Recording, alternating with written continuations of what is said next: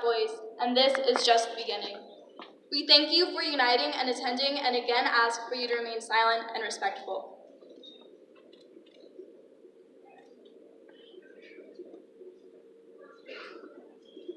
Alyssa Aldev, age 14. Alyssa was a soccer player for the Parkland Travel Soccer. Her mother dropped her off at school that morning and said, "I love you." When she found out about the shooting, she rushed to the school, but it was too late.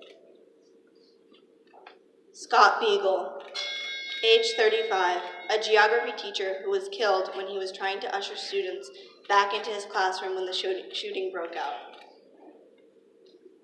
Martin Duke Nguyen, age 14. He was a very funny kid, outgoing, and sometimes really quiet. He was sweet and caring and loved all his family. Most of all, he was my baby brother, his brother Miguel has said. Nicholas Dorrit, age 17. Confirmed to the University of Indianapolis, he was recruited for the university swim team and would have been an incoming freshman this upcoming fall. Aaron Feiss, age 37, an assistant football coach who was killed when he threw himself in front of students to protect them from oncoming bullets. He died the way he lived. He put himself second. Jamie Guttenberg, age 14. Her father wrote, "I am broken as I write this, trying to figure out how my family will get through this." Chris Hickson, age 49. The school's athletic director, described by his wife as an awesome husband, father, and American. Every one of these students he thought of as his own kid, she said. Luke Hoyer, age 15. His cousin Grant Cox called Luke an amazing individual, always happy, always smiling. His smile was contagious, and so was his laugh. Kara Lugren, age 14. Kara was a beautiful soul and always had a smile on her face, her dance studio said in a statement. We are heartbroken as we send our love and support to her family during this horrible time. Gina Montalto, age 14, a member of her school's winter guard. No student should ever have to go to school afraid, the group said. Joaquin Oliver, age 17. He was born in Venezuela, moved to the U.S. when he was 3, and became a naturalized citizen in January of 2017. Elena Petty, age 14. She had volunteered after Hurricane Irma hit Florida in September. Elena loved to serve, her family stated. Meadow Polak, age 18. Meadow was a lovely young woman who was full of energy. We were very much looking forward to have her join our community in the fall, said Jamie Dora from University of Boca Raton, where Meadow was planning to attend it this fall. Helena Ramsey, age 17. A family member wrote, Helena was a smart, kind-hearted, and thoughtful person. She was deeply loved and loved others even more so. Though she was somewhat reserved, she had a relentless motivation towards her academic studies, and her soft, warm demeanor brought the best out in all who knew her. She was so brilliant and witty, and I'm still wrestling with the idea that she is actually gone. Alex Schrader, age 14. Alex participated in the school marching band and orchestra, playing baritone in the former and trombone in the latter. Carmen Shentrup, age 16. Carmen was a National Merit Scholar semifinalist. She had a bright future and was deeply mourned by her community. Peter Wang, age 15. It's hard not to have him in the hallways anymore because me and him used to laugh with each other. He used to make me smile and now he's gone, remembered a classmate and close friend of Peter's. Peter died holding the door open for other students. The entire Enough movement and the walk-in that we are holding today is to commemorate the lives lost in this recent shooting. However, we do not only want to commemorate these lives, but the lives lost in every mass shooting and active gun violence in America. Many lives has been lost due to gun violence in this country, especially in marginalized communities. Enough is enough. Every year in America, on average, 2,737 children and teens die due to gun violence. More than 135,000 students in the U.S. have lived through school shootings since the Columbine Massacre in 1999. In 2017 alone, 11 mass shootings in the U.S. caused 117 fatalities and 587 injuries. Thank you for supporting this youth-led movement, and we appreciate your support and hope you continue to listen and work with us on this issue.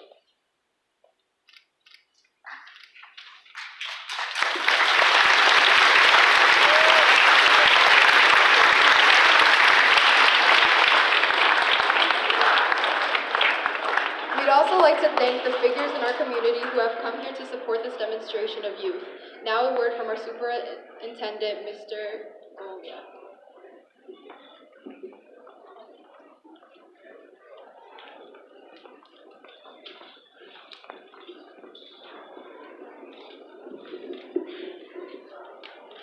Good morning, everybody.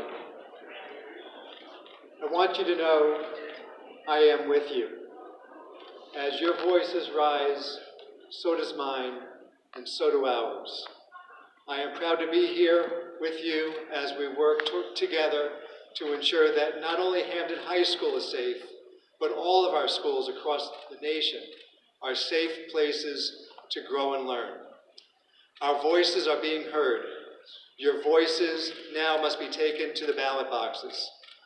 Vote for candidates who share your vision of our country, who share your positions on the important matters that affect your lives. Democracy is a contact sport. Stay engaged. Stay united. Don't let the shiny objects distract you. Let this walkout be the first steps to shaping a world that encourages and celebrates unity, innovation, and progress rather than fear and heartache. We are with you. Enough. Thank you.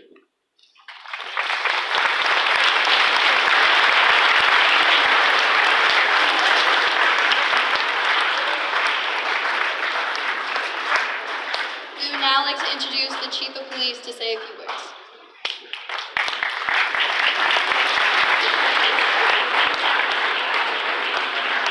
Thank you very much. I applaud all of you for being here and standing up for what you believe in. Credit your student leaders for organizing this. As a police official, we preach, if you hear something, say something, and if you see something, you say something. We know in Parkland, mistakes were made by the authorities. People said something when they saw it or when they heard it, and police failed. I don't want that to deter any of you from reporting something that you see or you hear to us so that we can prevent tragedies like this. Every time an incident like this happens, it opens up a very old personal wound for me. I was a high school senior in 1988. I went to Jonathan Law High School in Milford. And on March 31st of that year, almost 30 years ago to the day, a classmate of mine showed me a gun in his waistband in class. And I was startled and stunned, and I said nothing to nobody. And he and a classmate of mine several hours later robbed a jewelry store in Milford and shot and killed the jewelry store owner with that very gun he showed me in class. And a few days later, when we all found out that they had done that and got arrested, the guilt was overwhelming for me. And every day and every week that I think about it, 30 years since, I feel the same way, and most of the time even worse. And what I say to you is you don't want to live with that guilt. I could have not only saved a life, I could have prevented two of my classmates from being in jail for the rest of theirs. They're still in jail. So please, if you see something, hear something, say something. The greatest power you have in a democracy is the right to vote. Hundreds of you in this building will have that right come this November, and hundreds more in the years to come. Superintendent Goller is right. Be informed. Find out what candidates stand for, and vote who you want in. I am not telling you who to vote for, but I am telling you, I'm pleading with you to vote. Your voices matter most at events like this on an election day. Thank you.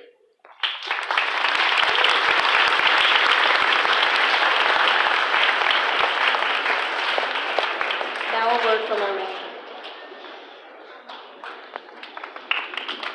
Good morning.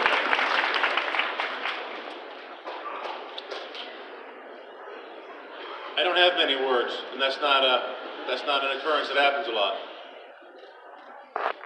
The number of shootings that have happened and the lives that have been lost is heart-crushing. But watching the youth of this nation rise up has been truly inspiring. And to see it right here in this gymnasium, live, to see you, our Hamden folks, our Hamden students, coming together like this is very, very inspiring. I thank you for doing it. I ask you, I beg you, to stay involved, to stay engaged. As the chief was saying, you have to say something. Even if you think, I'm not sure, it might be silly. It was probably just a joke. Don't make the mistake. Say it anyways. There's a placard right over here. Fear has no place in school. When parents drop off their kids at a school, the last thing they should have to think about is a tragedy happening inside.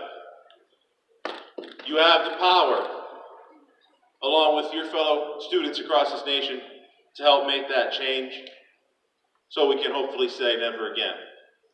Thank you for all that you're doing.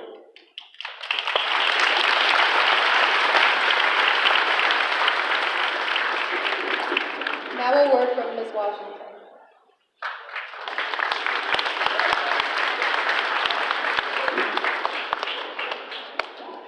Good morning, students and staff.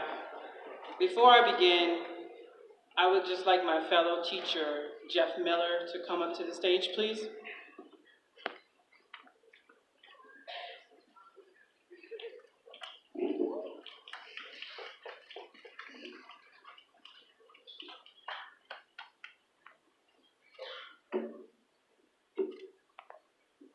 My name is Kimberly Washington, and I am the president of Mothers Demand Action, a nonprofit organization of the Greater New Haven area. I assist families of Greater New Haven and Hamden who have been affected by gun violence. Each year, more than 20,000 children and youth under the age of 20 are killed or injured by firearms in the United States. The key reason why firearms are the second leading cause of death among young people ages 10 to 19. Only motor vehicle accidents claim more lives. A majority of youth gun deaths are homicides. Older teens, males, African Americans, and Hispanic youth and young people residing in urban areas are particularly high risk for gun homicides. White adolescents, males, and youth living in rural areas are at the highest risk for gun and suicide.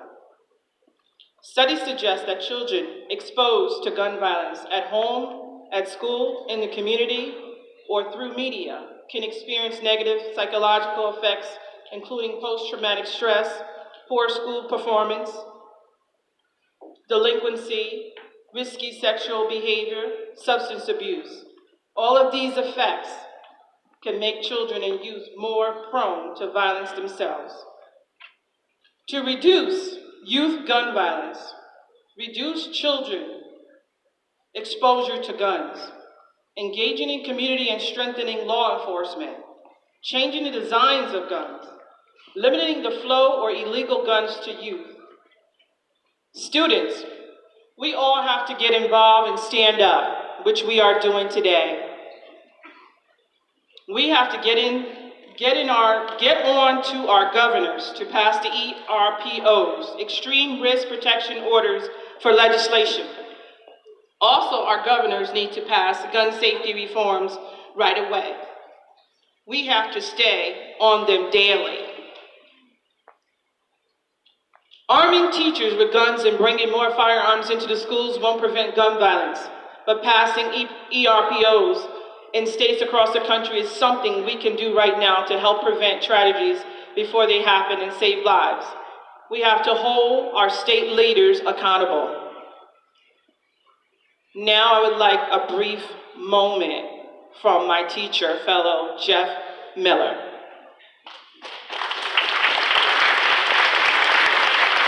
Thank you, Mr. Washington. Good morning, everybody. The banner that you guys see before you was created on behalf of the idea of Mrs. Washington. She wanted a way to honor those that were lost, and the first idea she had was not only to mention the names of those lost, but also the school symbol, which is the eagle at Marjorie Stoneman Douglas High School. With that, I wanted to figure out a saying that we could put on this banner. So while reading a bunch of articles online, one particular article from a student named Alexis Traction caught my attention. She attended a vigil for 2 students in which the choir sang Like an Eagle, which is the song that is traditionally sung at Marjorie Stoneman Douglas High School graduations. 3 verses in this song caught my attention. It says, "I will fly to places yet unseen, go beyond my wildest dreams, know that you are watching over me." And from those inspirational verses from that song, Kim and I came up with the saying, "The spirit and memories of these eagles will soar forever."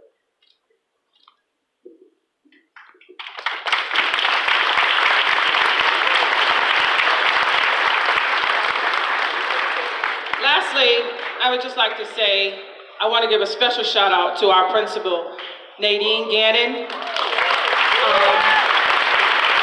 I would also like to give a special shout out to our student council and to a student who I didn't know, but I met her about a week ago, Lily Sendoff. And I also want you guys to know one thing. I think he's in the crowd, but I'm not sure. But he's a teacher who took another position at our Board of Education, but his name is Mr. Kevin Keating. He and we work together so much with children.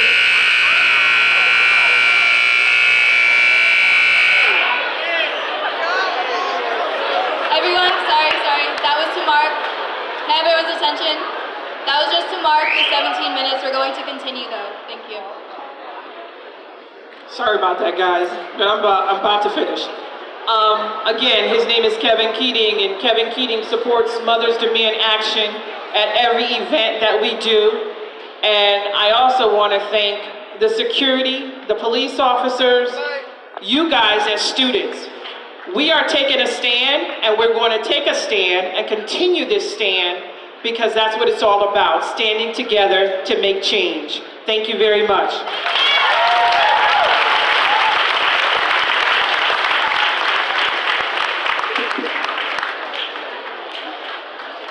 Recognizing the issue at hand, as we're doing today, and standing with those affected is one thing. Taking action is another. For our next step, we will be hosting a function that is open to you, the student body, our teachers, your parents, and students from other schools and towns. Community and political figures such as our mayor, state legislators, senators, and Congress members will be invited to attend. You will get to speak with them about gun control and the impact that we can have as youth in this national debate. We aim to address the importance of voting and using our position in the national debate and movement as a state with sound gun laws. To stay updated, please continue to network with us and your classmates and follow Hamden for Our Lives on Instagram and Twitter. Enough is enough. I'm going to now be dismissing you based on how you came down, so by... Darling.